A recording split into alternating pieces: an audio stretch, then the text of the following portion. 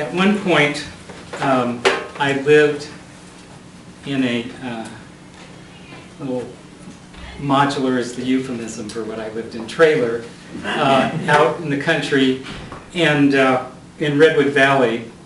And this was a poem that came after kind of one sleepless night. It's called Cows.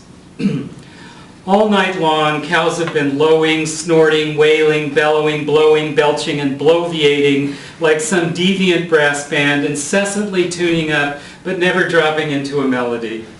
I don't know why they're so agitated, but I wouldn't want the milk from this night. I used to enjoy the sound of cows like foghorns mapping the distance, something plaintive, almost soulful about their calling under clotted clouds of twilight. But tonight they chew on the cud of my sleep. Like dogs barking across the hillocks, they infect one another with their undomesticated fear.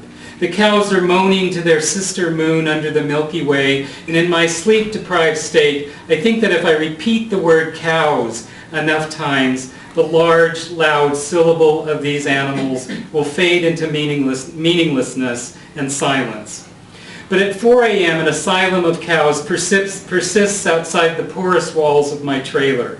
They are scraping their hooves across the blackboard of night, a cacophony of clumsy, clamoring, confusticating, cantankerous anti-cows, their cowbells clanging like mistuned glockenspiels. These are not old MacDonald's obedient cows or Gainsborough's daubs of quiet color, but cows with heavy udders and pendulous moods. Slowly, begrudgingly, I begin to understand these beasts cooking fear in their forced stomachs, letting it circulate through the massive chambers of their milky hearts, filling the sac of their bucolic lungs, shaking the great cage of their bodies, letting it percolate up through the obtuse bones of the skull and over the pink pasture of tongue until every square acre, down to the hoary tail, erupts in a bovine lament, which is to say, a plea for serenity, the familiar scent of apples and earth and not much else. Every once in a while, silence descends like the aftermath of a temple bell.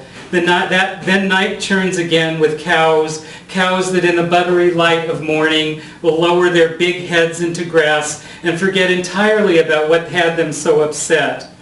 I try to consider their enormous need for peace as I listen for the train whistle of my lost sleep. Though soon, I know, I'll have to grab a cup of coffee, black, and heave my slow, cumbersome body off to ruminate over my own worrisome field.